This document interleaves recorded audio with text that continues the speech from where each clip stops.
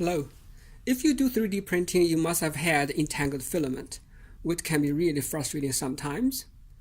But it turns out we can do some mathematics with the leftover filament on a spool. Like this one. I have about 20 turns left on this spool. Of course, spools come in different sizes. And this one, I have about 12 turns left. Before I show you how to make a Toroflux, and let's look at some examples I've made. Here I have one. So it's a loop, and it pops into a Toroflux. It's not as good as a stainless steel Toroflux, but nonetheless you have the mathematical structure inside. Depending on the size of your spool and the number of turns you have, you may end up with something like this or this. Here I have another one. This one has a diameter about 3.5 inches or 3 inches, and has about 13 or 12 turns, and it's one loop. You can push it around, loops around. You see it pops sometimes. Yeah. So we have one loop and then it pops up. There we go. It's a Toroflux. Sometimes does not want to go back to where it was. Yeah, there we go. So we need a stick to hold it.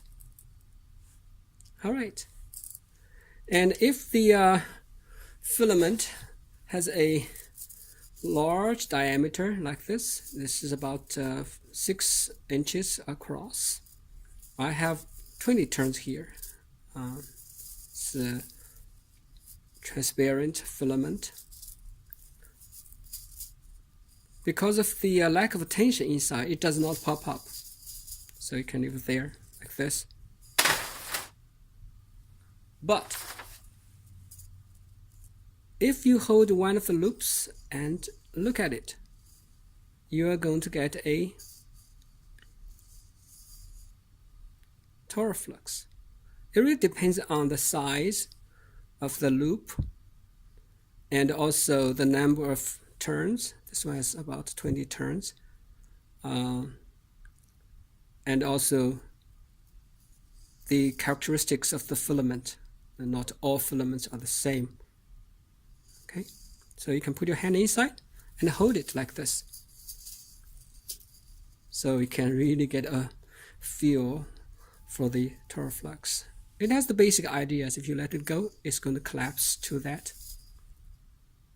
loop. It's one long piece of ink. Yeah, it's a closure.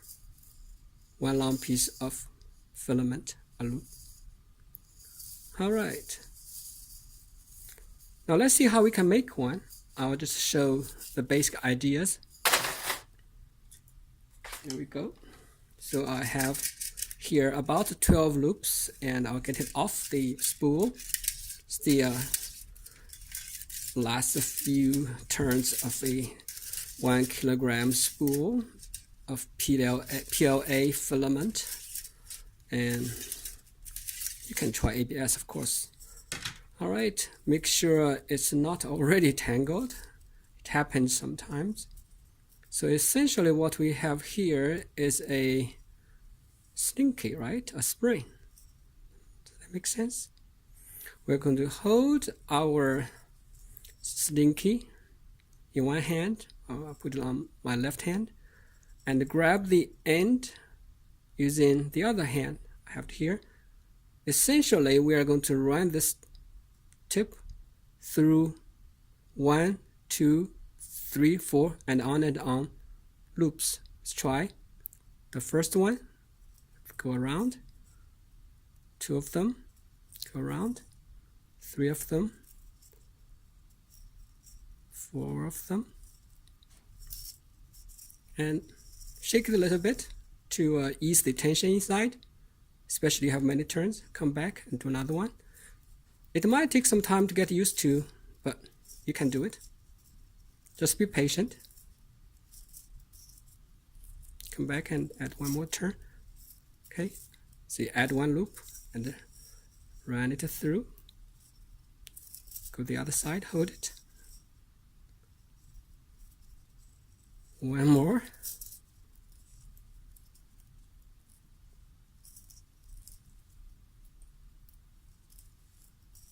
One more.